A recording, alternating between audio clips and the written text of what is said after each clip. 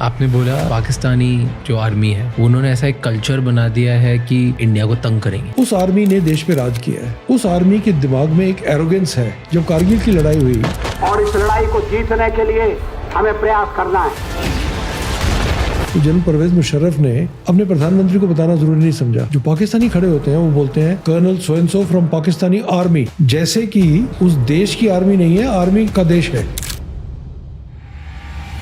Talking about culture, आपने बोला कि पाकिस्तानी जो आर्मी है उन्होंने ऐसा एक कल्चर बना दिया है कि इरैशनली वो हमें इंडिया को तंग करेंगे, राइट? व्हाई डिड यू से सो? क्या कल्चर उन्होंने ऐसा क्या कल्टिवेट किया है कि जहाँ से इरैशनैलिटी ही उधर ब्रीड करती है बार बार? ओके, सो 2003 में मुझे भारत सरकार ने सिलेक्ट किया एक स्टडी प्रोग्राम के लिए यूएसए में। वहाँ पे 33 देश के लोग थे, 80 लोग थे हम। कुछ फौजी थे, ज़्यादातर डिप्लोमेट और ब्यूरोक्रेट थे। उसमें 4 पाकिस्तानी थे, एक ब्रिगेडियर, एक लेफ्टिनेंट कर्नल, एक एयरफोर्स का और एक ब्यूरोक्रेट था। वो जो 2 पाकिस्तानी ऑफिसर्स थे उनसे डील करके मुझे इतनी इंसाइट मिली, क्योंकि जब हम वहाँ गए थे तो एक धारणा है देश में कि देखो हैं तो हमारे जैसे ही लोग, हमारे जैसे ही थे, हमारे जैसे थे, they are human beings like us. That's true, लेकिन उनकी आर्मी हमारी जैसी नहीं है। क्यों? उस आर्मी ने देश पे राज किया है।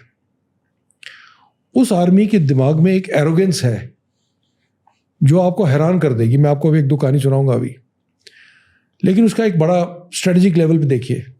जब कारगिल की लड़ाई हुई तो जनरल परवेज मुशर्रफ ने अपने प्रधानमंत्री को बताना ज़रूरी नहीं समझा। उन्होंने एयरफोर्स चीफ और नेवल चीफ को बताना ज़रूरी नहीं समझा कि लड़ाई हुई, कि हम लड़ाई करने जा रहे हैं। उन्होंने अपने कई कोर कमांडर्स को नहीं बताया। मैं सीक्रेसी समझता हूँ, लेकिन secrecy army chief, air force chief और नेवी चीफ से नहीं रखता है। हमारा क्या कल्चर था? कारगिल के दौरान मिस्टर वाजपेयी वो रोज़ आर्मी, नेवी, एयरफोर्स के चीफ से मिलते थे और इकट्ठे बैठ के बात करते थे। तो एक वो इनबिल्ट एरोगेंस है। तो जब मैं वहाँ पहुँचा हवाई में कोर्स करने के लिए, Asia Pacific centre for security studies, मेरे को एक बड़ी अजीब बात लगी कि जब हमसे सवाल पूछा जाता है क्लास में तो मैं खड़े होकर बोलता हूँ, मिसाल के तौर पे, colonel Neeraj Bali from India.